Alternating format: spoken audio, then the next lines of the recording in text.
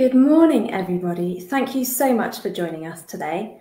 My name's Anne Burt, and I'm going to be your host for the next 45 minutes for this webinar, which is part of Smarter Working Live 2023. We're really pleased that you've decided to spend some of your time with us today. The purpose of this and all our events is to inform and inspire you. And this year we have probably the biggest event yet. At the end of last year, we invited nominations for our Smarter Working Live Awards, which happen alongside these events. And over 120 different public sector organisations entered across 10 categories, which was fantastic to see. And these award categories inspired us to dedicate February as Smarter Working Live Month. We're halfway through this month of bite-sized webinars, 10 webinars to match the 10 awards themes. And this is all building up to our virtual conference day on the 1st of March. If that sounds interesting, you can head over to smarterworkinglive.com to find out more and to sign up.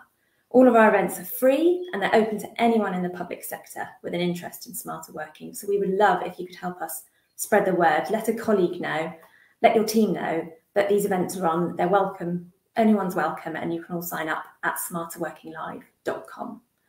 So on to this morning's event.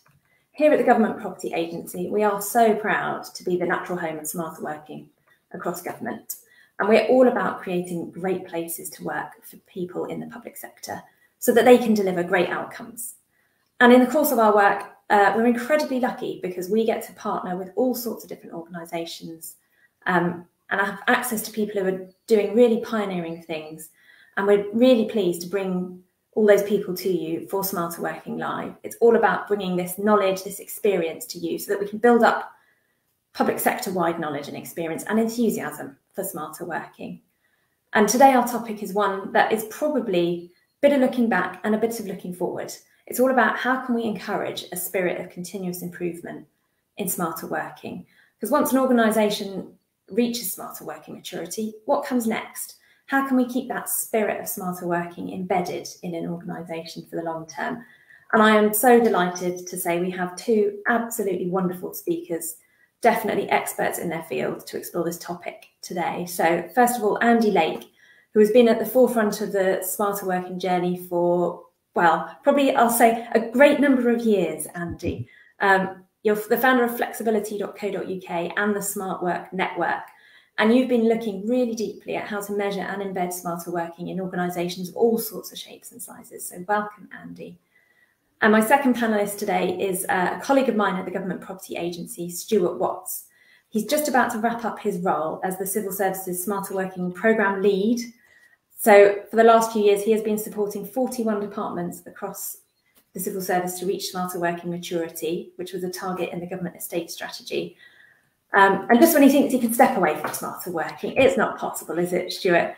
You're about to step into supporting everybody with that continuous improvement. How do we keep the story of smarter working alive? How do we keep the spirit of it embedded in the long term? So it's fair to say these are two people who between them probably know everything there is to know about smarter working standards and the challenges of making this real in organisations in particular. And I'm really excited to start this conversation. I have a feeling we are going to freewheel through loads of topics today. First of all, though, I want to invite all of you watching to get involved. So for the first part of this session, I'm going to be asking some questions to Andy and Stuart, but then we've got some time for it to be over to you. So we'd love to have your questions this morning. What would you like to know? What challenges are you facing at the moment that our expert panel could advise you on? It's really simple to get involved. You can just type your questions in the chat box. And we'll see them. We will do our best to answer them all. I can't promise we'll be able to answer every single one, but we will do our absolute best. So you can just type your questions in the chat box as we're going if you've got something you'd like to ask the panel, and we'll pick those up in about 20 minutes or so. So let's get underway. Andy, if I can start with you. Way back in 2015, which feels like a different lifetime ago, probably for most of us, you helped to shape the PAS 3000 Smarter Working Standard. Now, this was a joint project between the British Standards Institute and the Cabinet Office, and it's been used by the civil service and lots of other organisations to give them a benchmark to measure themselves against. If you can think back to that time, it probably, like I said, feels like we've all lived several lifetimes since then. But did you imagine we'd be where we are now, way back in 2015, thinking about what you were trying to do with that standard? Well, I think the progress has been faster than expected. I mean, it's been accelerated through the experience of the pandemic. But one of the things I always say is when you're looking at the future of work, it's always very multi-speed and plural. So you've got people who are, for various reasons, going slower or faster, and you've also got people who are going backwards. And I was pretty much anticipating that we'd have this level of video and so on. I was writing about it, back in 2013, the first edition of my management book, which I'm now updating. I was wrong on that in a sense, because we weren't really getting there in 2019. That has really taken off, hasn't it? So the normalization of flexibility and remote working has come in, and it's brought in certain challenges. And then you've also got people wanting to nail it down. There's always this thing of, we love this flexibility, let's nail it down, with some regulations and mandates and things like that. So it's been a very varied picture. But I think the smart working standards for the public sector, which was already doing quite a lot of great stuff, actually, it really accelerated things forward. And the evaluation process, I think, has been very valuable as well. Thank you, Andy. And Stuart, this is probably a great time to bring you in, because obviously you've been at the coalface, if you like, of trying to do that for the last few years. So what are some of the highlights that you've seen from those 41 departments that you've been working with during the government Smarter Working programme? Sorry, Anne, cutting across you then. Well, it's been a real privilege actually to be able to deliver that Smarter Working programme. I think the opportunity it gave us was to see the true dedication and commitment from lots of Smarter Working practitioners across government, really looking at the different ways they might want to adapt smarter working, because it's such an adaptable model. The size and complexities of different government organisations is vast, and people had to really concentrate on what was going to really deliver the very best outcomes for the people, not only that they were serving, but the people that are working in their organisations. Another real highlight for me was being able to sort of co-deliver the Smart Working programme. We really did rely on the expertise of people across government to really support us to deliver it through the assessment process, and giving them an opportunity to see what other organisations were doing, getting them to challenge themselves, I suppose, around preconceived ideas, around what limitations they might have within their own departments.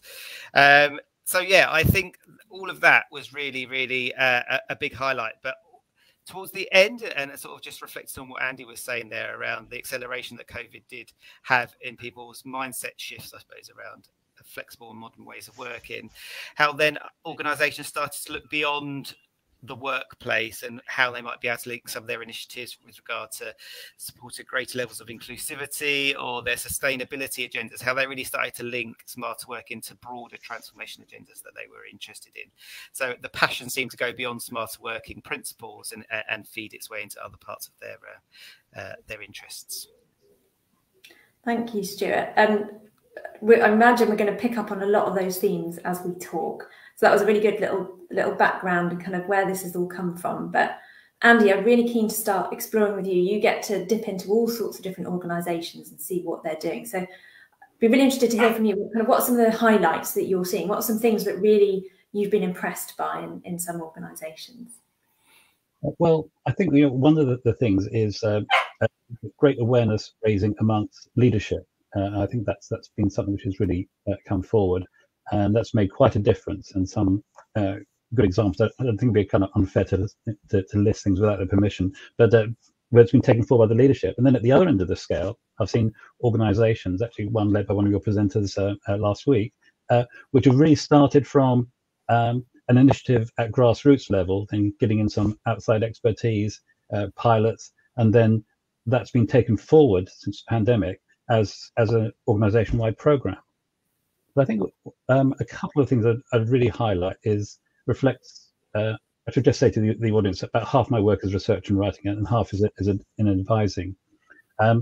Working a lot in the defence and engineering sector, and so these are people with a lot of hands-on roles, and we just worry about, well, how does this apply to us? Which I think has been heightened during the pandemic, and there are ways in which this is possible. So, getting that in, other kinds of flexibility that apply, modernising the work processes so that there is more of the kind of knowledge work that kind of dovetails with automation, robotics, all these kind of things as well. And so I think there's that is one area we've really got to watch for things taken forward. And of course, there are quite a number of government organisations sort of within the defence and associated with defence, private companies contracting into defence. Big step forward in the collaboration between organisations on a virtual basis. So those are some of the highlights that I particularly noticed. Thank you, Andy. And Stuart, again, I'm not asking you to sort of pick out particular organisations, but do any of those themes echo with what you've been finding on the Smarter Working programme? Yeah, I think there was always a bit of a disconnect, I think, early on in Smarter Working, that it was perceived as something that only the senior leadership could, utilise or access, and that some of the technology restrictions and limitations we put around that made like the gap almost feel a little bit bigger. And I think what we've tried to do, and what COVID was really good at, was doing sort of leveling the playing field, giving everyone a sort of a more consistent experience while we were going through that very terrible and trying time. I just recognise what Andy's saying. We don't want to then sort of snap back into old ways of working where that gaps creeps back in, whether it be with people's particular roles or they feel like the management isn't necessarily supporting them to be able to embed or adopt smart working in the way that best suits them. It is very a very personal thing, isn't it? And when choice is then thrown in the mix and everybody has their own element of choice, it can make people slightly nervous, I think. And that's I recognise that there has been a shift in leadership mindsets to allow, but I just want to make sure that is sustained. I think that's going to be one of the big challenges as we go forward, to make sure that there aren't undue pressures put on people to perform in a particular way that suits a managerial or leadership style that doesn't suit their needs and requirements. It's really interesting that we started this conversation talking about leadership, because obviously, we know there's four pillars of smarter working that we've been promoting in the Smarter Working programme that are reflected in the PAS 3000 standards. And I think probably the challenge seems to be, from what we hear a lot of leaders in organisations think that, if we've got the technology right, or if we've got lovely buildings, then that's smarter working done. But actually that leadership and that culture, those other two pillars seem just as important to kind of lay those foundations. So again, kind of probably seems like a kind of opportunity for leaders to realise that they play just as much of a role as the technology or the spaces. But in terms of how you've seen that, some of the defining what great leadership looks like and what leaders can do to support people has probably been an area that organisations have probably found more challenging. Is there anything? What do you think the biggest challenge is going to be for leaders to kind of step into that space and kind of be trusting that giving choice to people will result in a positive outcome? Stuart, if I can come to you first. Yeah, I think leaders will find themselves in a slightly precarious position, because I think they will want to do the very best for their people and their organisation and allow as much choice but at the end of the day, the work still needs to get done, and so that is going to be obviously another key priority for them. I think role modelling and being open around the challenges that they face can be a very empowering thing for staff. If they can see people behaving in a way that they want to behave, and they see that from the top of the shop, it almost gives them extra permission to be able to adopt and adapt themselves. We have a particular political dimension, and like Andy said, people wanting to put rules or mandates around that, and I think that can almost limit the ambition for some leaders to really want to embed this and really demonstrate some radical thinking in these spaces. So I think that is a key challenge. But I think role modeling and being open about not necessarily always being able to do the things that they want to do, because they recognize for the greater good they might need to adopt a different sort of style or approach because of the circumstances they find themselves in. And I think there's something around us, we're all into establishing routines and things like that, and I think we need to recognize that the world is a lot more flexible, and you're able to be a lot more flexible. So whilst you might adopt one approach, doesn't mean you've got to stick with that approach till the end of time. Do you know what I mean? That you can flex throughout your working week, throughout your month, and you might behave one way for one particular set of context reasons, but for other days you might behave slightly differently. And I think that's being open about that flexibility, I think, is going to be really important. Thank you, Stuart. And Andy, obviously you've got a perspective that cuts across probably public and private sector, but I was interested to know, kind of, for organisations who wanted to start their smarter working journey and have come to look at, here's here's the things that I need to do to reach a standard. And in the public sector, we're very keen on standards and measurable things and things that you can aspire towards. Has there been any difference between the public and the private sector in kind of how organisations have approached, you know, measuring themselves or setting themselves those standards? I don't think that the difference is that great. I think it's more to do with the nature of the organisation, whether it's sort of an entirely office-based one, you know, the level of interface with people outside and need to work with partners and so on. So I think there's one thing I would say, although, you know, I've seen some public sector organisations working very quickly, you know, rapid development even before the pandemic. Often when the decision is made, it's done very quickly, and they often deal much quicker with disposals of property and things like this, changes to recruitment practices. So some of those things can be a little bit more dynamic because they don't have to go through the same kind of procurement processes that you find in the public sector. But you also find the same sort of levels of conservatism as well. So I think the challenges are very similar.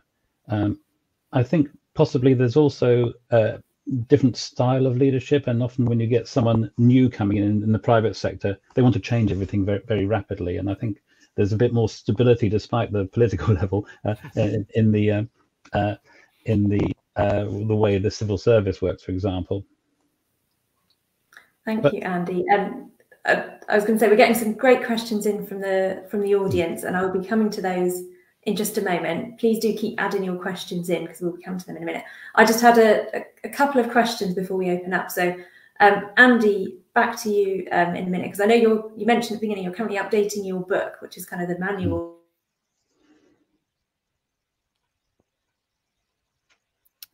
Have we had a technical freeze? For lots of people over the last few years, but you're trying to gather lots and reflect how things have been changing. So what things have you been noticing as you've been gathering all of these case studies? What things are coming out at you as kind of signs of how things have moved on? Well, it's been very, very tricky, actually. And this is my management book, which is just up here somewhere. That's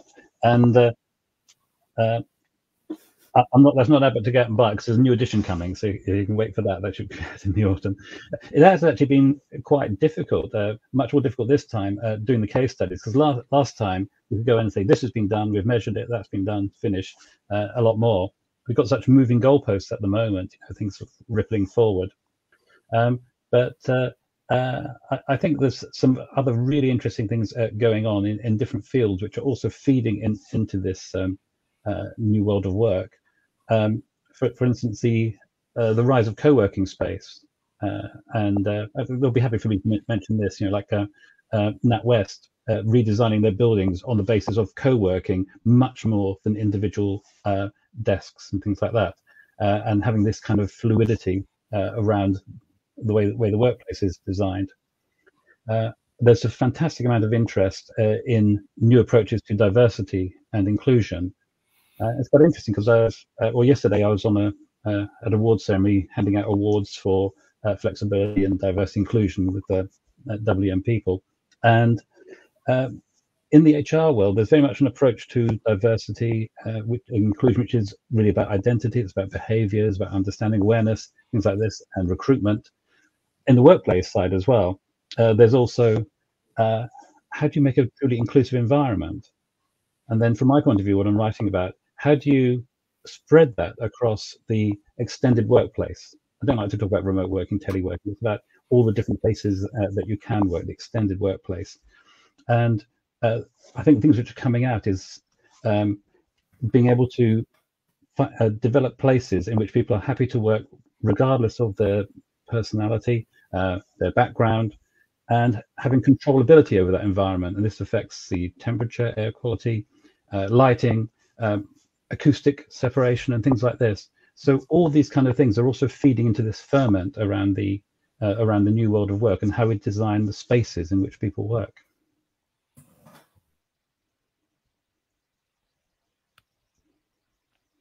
Over to you, Stuart. I think we're waiting for. Thank you, Andy, and that's a great time to.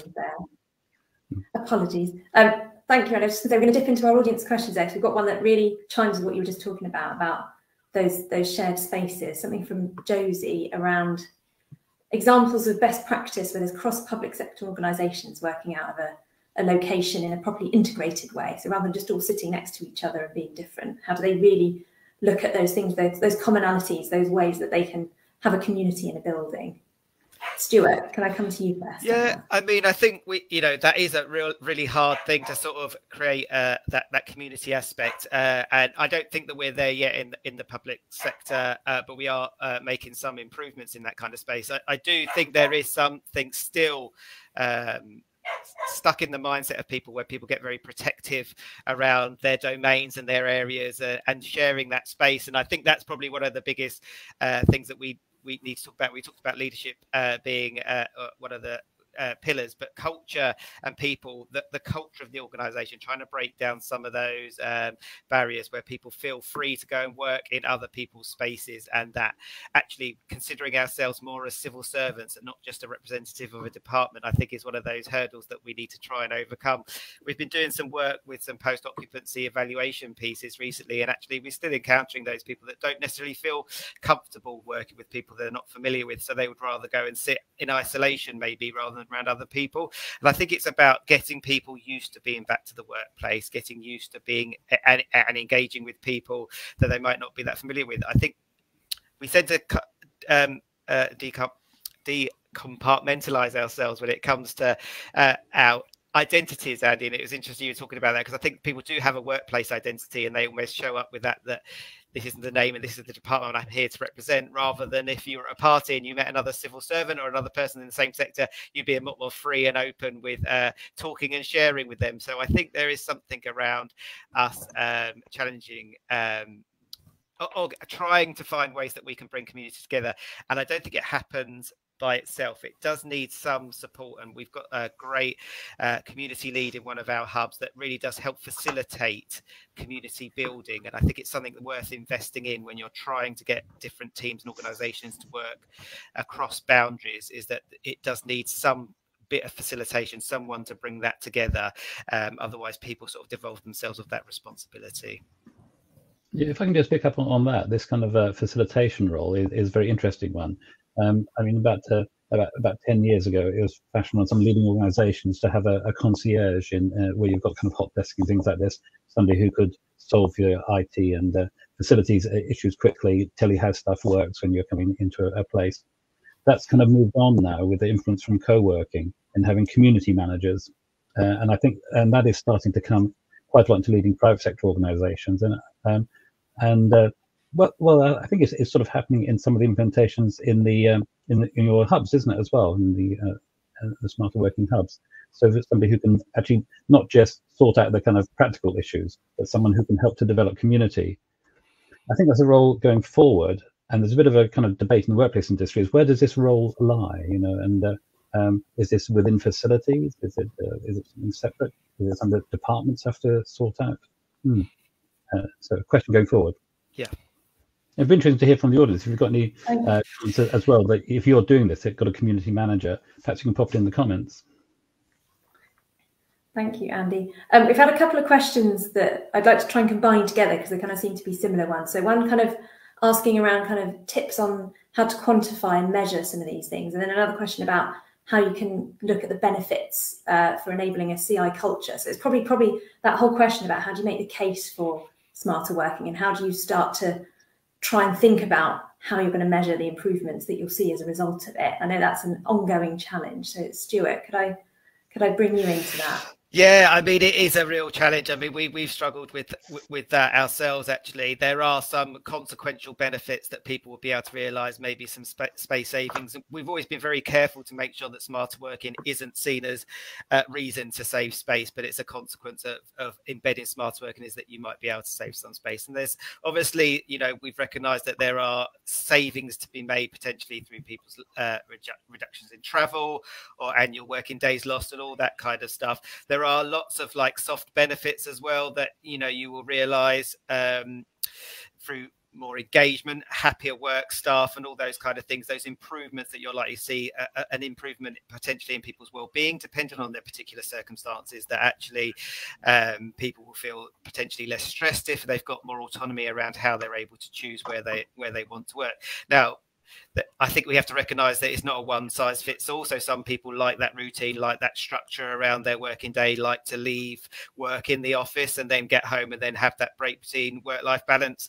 And some people are happy to work from home more often than others. And I think there is something to be said around those kind of softer benefits that we can't necessarily always quantify or boost a business case, but they're nonetheless really important, because I think a happier workforce will inevitably be a more productive workforce, recognizing it's difficult to manage productivity as well when it comes to our knowledge workforce. But I think if you feel more productive and feel more fulfilled, you're likely to commit more to the organization, and maybe through that commitment you will deliver more by contributing to other elements outside your day-to-day work. So you might feel like you're able to contribute to some more community or networking events, do sharing of best practice and all those kind of things. So yeah, it's a real difficult one. I can't say that we've nailed it completely across the civil service around how we can definitely make the case. I just think there's lots of benefits that can be recognised, and we see it through our people survey results that those organisations and those people that are embedding smart working, having that freedom of choice, generally seem to feel more engaged and have a better well-being across the organisation.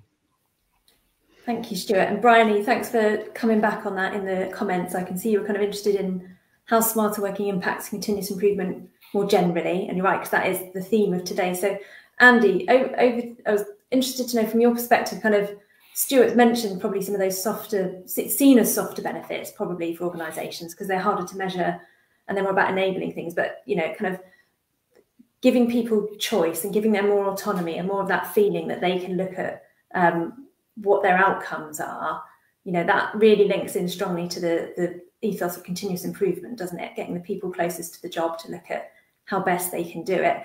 How have you helped organisations grapple with that challenge around kind of looking really deeply into their culture and how they can start looking at that culture when it's much harder to measure sometimes than just, as Stuart said, number of miles travelled or number of square foot? Mm-hmm.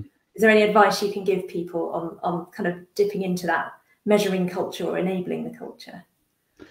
Yeah, I mean, I do think, just to add to what Stuart was saying, that when people start on this kind of project, then I think they really need to think hard of what are the benefits they're trying to aim at, and which is often not really done. And I think at the moment the whole conversation is compromised by an excessive focus on presence and place still, rather than what are the strategic benefits you're trying to get, how to achieve them. In terms of the culture, people love talking about the working culture, you know, and including this within you know, an initial survey, finding out where people work, when people work, what's the culture like, and you know, how supported are they when they work more flexibly, and all this kind of thing. So you get a bit of a baseline.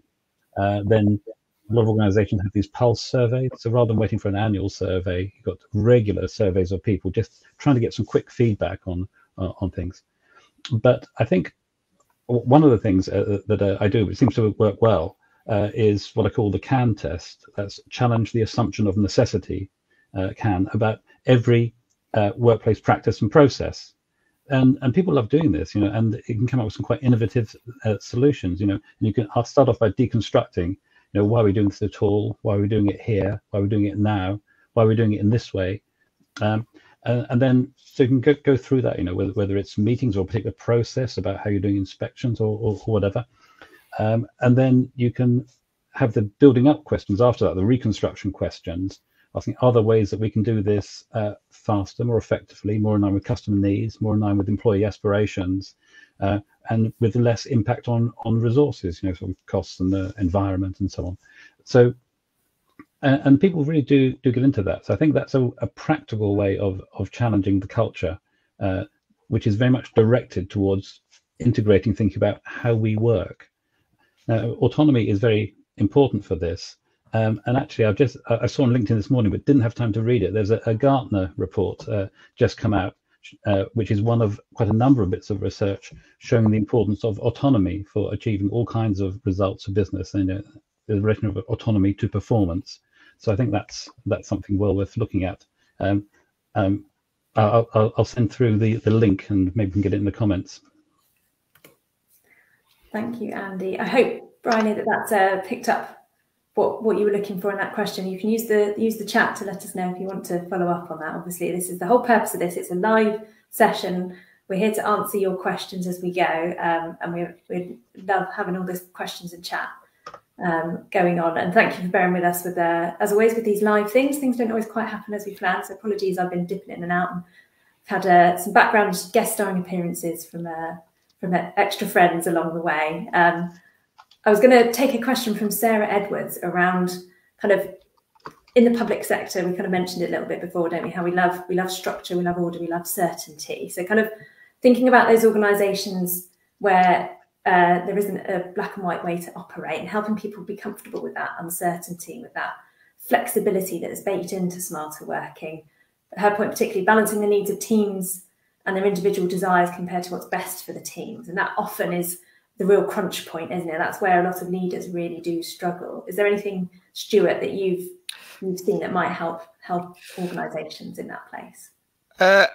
Well, I think there is, people will utilise or use the opportunity of potentially a project, a refurbishment or a relocation to really sort of bring those kind of conversations to the fore, be that through the preparation for the change or thereafter how they're going to evolve. I think what is really important is that people are understanding sort of the data that sits behind why people may or may not be reacting in the way that we intended. We can design these wonderful workspaces, but the people in the organisation aren't behaving in those ways that we expect them to. That there's something that we need to think about. I think there is something around us not necessarily just assuming that whatever we have created or designed with our mind's eye is necessarily going to replicate in how people and teams achieve it. So I think that co-creation with people once they've maybe adopted a new practice or process to see how that is going to evolve over time is going to be really fundamental to sort of almost optimize the buy-in for them to make sure that they understand the benefits of moving forward and that they don't feel like all of these things are just being done to them because it's a cost-saving initiative or something like that. That there is something to be said about people taking responsibility and owning that, what works best for them, and that they don't necessarily have to assume that what is being expressed to them by their leadership or by the culture of the organisation necessarily has to stand the test of time, and that there is the opportunity to challenge. I do think having some open discussions about these things, getting people to have an opinion around what they think is going to work and not work, team charters and user manuals around how I work and how we work as a team are always really empowering, not just products, but the process of producing those things, having those open conversations as teams to see what is and what isn't going to work across the piece is a really useful mechanism to start adopting. Thank you, Stuart. And Andy, any insights you can bring around kind of how we can best help organisations where, as we've been talking about, that kind of maybe certain leaders might be supportive, but maybe there's still a wider group of people to be convinced about giving people that flexibility and that choice? Well, I think it is about involving people from the start and having the kind of process that I was talking about before, but encouraging people to think with their new head on. I mean, there's a variety of tools that you provide from GPA, and there are plenty more out there, ways of getting people to analyse their work and really thinking not just how work has been done, but how it could be done. I've seen some great examples of this. This was within the nuclear industry. Sort of got this sort of odd relationship with the public sector there, and that they're responsible, to the public sector, but it's a private company, and just thinking about using drones and cameras and things like this for doing things which are very labour intensive at the moment, and that's the kind of thing that gets people excited. So often they've got these sort of set ideas about this can only be done like this. This is how we do a safety inspection. This is how we do a walk down. This is how we do a stand up. Get the challenge in there. Involve people in thinking about how they can improve the ways of work, and they get excited. And you can sometimes see people turn around 180 degrees and become great advocates. I think there's something. Sorry, just to jump in there. I think there is something to be said around having the freedom to experiment in these spaces and not being afraid to fail, because I think lots of people worry that if they try something new and it's not as effective as it might have been if they'd stuck with the same old way, that so they then never try. And I think there is something about us thinking more radically, a bit like what Andy was saying, being a bit more radical about how we deliver our work. What are the blockers and barriers to be able to deliver that really excellent customer service, or that excellent innovative idea, and not limit our viewpoint, I suppose, around what we can see now, but kind of look beyond that. And I think that would be a really worthwhile experiment for lots of teams and organisations to do, particularly like team away days and things like that. You know, just to get people excited about thinking about something different, disrupting their current ways of working, and recognising that not everything that we try is going to be a total success, but the fact that you're trying, you'll learn something at the end of it anyway. It's definitely worth doing. I would definitely be an advocate for that. Yeah, I think we've just seen more in the private sector, but I have seen it in some of the agencies of the public sector as well. It's just kind of rapid prototyping, you know, but without necessarily getting everybody together in the same room. You know, it could be one team here and another team in another place, or drawing in the expertise from people who you would never normally have in the same room. That's the kind of thing that can powerfully shift minds, you know, and they're actually developing something which changes the way of working. Yeah, I'm really interested at the moment around the link, and we talked about this before, Andy, around how we've had this kind of link between estates and technology being very closely connected, and I think there is something to be said around us exploring a little bit more about the behavioural science of people operating in the workplace, what really sits behind that, what makes people behave in particular ways. Are we enabling them in a good or negative way to be able to do what they want to do? As I said, we had this POE activity yesterday, and you know, regardless of the different variety of settings we had, someone was focused work, or reporters being a focused work in the canteen, in other places that aren't designed for that kind of activity. So what's making them do that? What can we understand from the way people are behaving in our workplaces? How is that going to change over time? And how would we prepare ourselves for that? I think there's something to be understanding the sort of the psyche behind where we are as a workforce, I suppose, at the moment, where we might be going in the future. Yeah, it sounds like you've got a good research project on the world there. Yeah. And I think if I can just sort of throw in something a little bit, you know, maybe controversial, maybe it's not controversial for the audience, but I do think that the mandates are of, you know, 2 particular days or 3 days or whatever in one place or not, are really getting in the way of realizing some of these benefits, because it doesn't necessarily align with the different kinds of work that people are doing. And so you can miss out on some of the benefits of getting more interesting space because you're, you know, reserving too much, you know, just in case everybody's coming in on that day, and so forth, and not really developing those kind of behaviors where people are really making a difference to their own way of working. Yeah, I heard a phrase the other day. So we used to talk about presenteeism. Now there's now resenteeism, where people resent coming into the workplace. And I think, you know, that's an important factor for us to consider, because lots of people have challenged working remotely as, you know, new recruits and inductions not being as successful, or people not being able to build their networks that are joining an organisation. But I think we have to take a step back from that, because if the people that are meant to be role modeling positive behaviors are feeling like they're being forced into that work environment, they're not necessarily going to be on their A game or being that happy or inducting people in the way that we might expect them to be. So I think there is a little bit of caution around us forcing people back to workplaces and giving them the autonomy to choose. But I do also recognise that it can be difficult if you are joining an organisation, being inducted into a new workplace, and you turn up to places and you don't know how it operates, you don't understand how the culture works, when there's not the right people around you to be able to show you that. But they've also got to be in the right mindset to show you the positive aspects of the culture, and not just being grumpy because they've been sat on the train for 2 hours and had to turn up because they had to meet you at the other end of it. Yeah.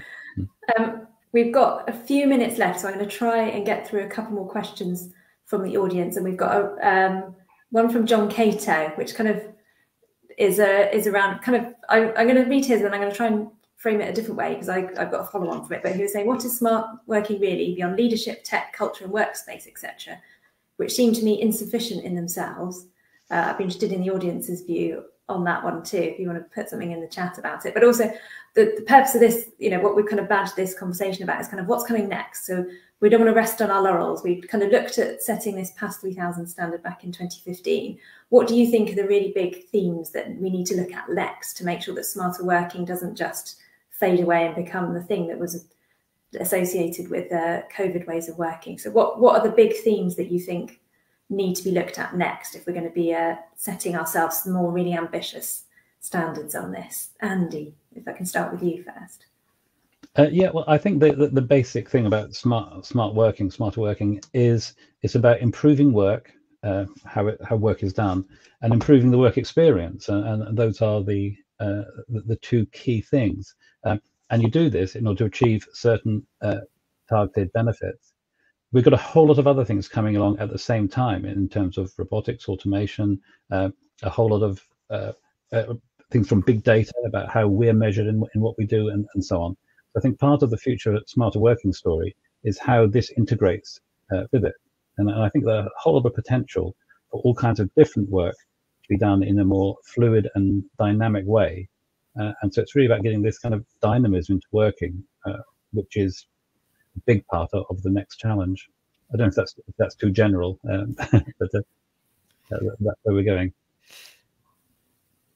I think for me, there's something about examining a little bit about the skills that we end up embedding within ourselves, probably unconsciously, around when you adopt smarter working, how you build your resilience, I suppose, around how you might be able to, we've had a fantastic experience or experiment, let's put it that way, during COVID, where people were forced to kind of work in a slightly different way. We don't know what challenges we've got to have in the future. We've got, endless strikes at the moment with rail, and people have to be really adaptable. And I think that's become easier for people, and for people to feel a lot more comfortable to be able to work without necessarily their familiar surroundings around that. So I think for me, the future of smarter working will be for us to really embed that flexibility, enable people to deliver their best from a range of locations. And Andy, you spoke about those third spaces, which we haven't really explored much in the public sector. It's either at home, a hub, and what would that third space look like for us? Is there something a bit more closer to home that still helps you access that community where you want to in your region, rather than from a department perspective? I also think, a bit like Andy, I think our roles, our traditional office roles, are going to change quite fundamentally over the next few years. And are we going to be ready for those changes? What do we as humans bring to the workplace?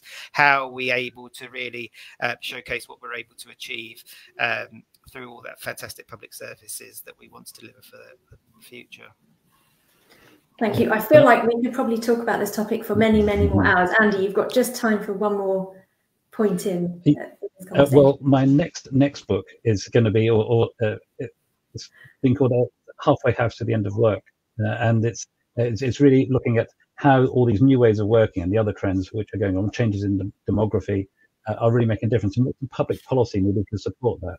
And so I think housing policy, taxation policy, transport policy, planning policy, there's a whole lot of things, economic regeneration policy, need to have the ability for people to work in lots of different places, and how that relates to the enterprise agenda. I don't see much of that coming out from any particular party at the moment, but I'd love to see the civil service take on some of these issues and help take them forward. Thank you. So you heard it here first. These are the big themes that we're looking forward to when we kind of think about what's next for that PASS 3000 standard. I just want to pick up one question from John again in the chat about how we can access it. It's published by the British Standards Institute, so it's available from them. It's like every other kind of industry standard document. It's something that's independent of us and is owned by them, but you can access it, and we'll try and pop something in the chat in a moment to give people a link if they're interested. But I'm afraid that was the last of the questions that we were able to take this morning, and that time has just flown by. We've dipped into so many different topics in that 45 minutes, but I hope it's given you a sense of kind of what's been going on over the last few years, and more importantly, kind of the big challenges that organisations are grappling with right now, and where smarter working can help with some of those bigger considerations about the future of work and how we can help people to deliver their best. I want to say a huge thank you to Andy and Stuart for being so full of insights and full of wisdom this morning, and for bearing with me with my technical issues. Apologies if we couldn't get to your question in the chat, but if you would like to talk to us more, I will just pop a link to our mailbox that you can contact us directly if you want to reach out and see if we can have a conversation separately. We're more than happy to do that. I hope you felt informed and inspired by this. We'd love to know though. So this is a new experiment for us in that spirit of innovation and trying something new. We're trying these bite-sized workshops to see if that's something that's useful to you. So if you could spend literally 3 seconds, the time it will take for me to say these words to you, just click on the link that Mark has posted in the chat to give us really, really quick feedback about this, to know, is it working for you? That would be really helpful. And I can't finish the event without mentioning our Smarter Working Live day happening on the 1st of March, which is all over to you to help us shape. So we want to know what topics you would like us to cover. What would you like our expert panels to talk about on that day? Again, Mark has put something in the chat with a link to a poll that is going to be open for the next week or so for you to tell us what you'd like on the agenda for that day. So we really want to make sure these events are working for you, that they give you something useful, something insightful that you can take back to your organisations and be inspired. We'd love to see more events. This is the 5th session so far of the month, as I mentioned, and we've got more coming up throughout February. So you can head over to smarterworkinglive.com to see the full lineup and to sign up. Thank you so much for joining us today, Andy and Stuart, and thank you all of you who are joining us for this conversation. It's been great to see so much going on in the chat, and I hope that we'll see you at another one of our events during the next month. So thank you everybody for your time, and enjoy the rest of your day.